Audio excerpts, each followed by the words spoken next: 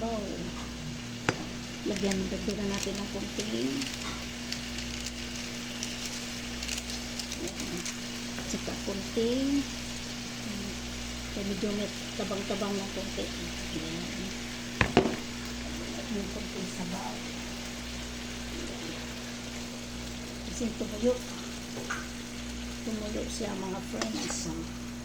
Okay na ang ating sarap na, tikman natin.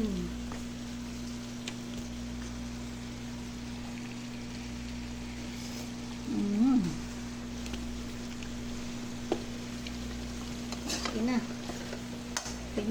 finish yung ating kasi mayroong atay yung yan. Ayan, okay na, may sandok na tayo mga friends. Ayan, bye bye.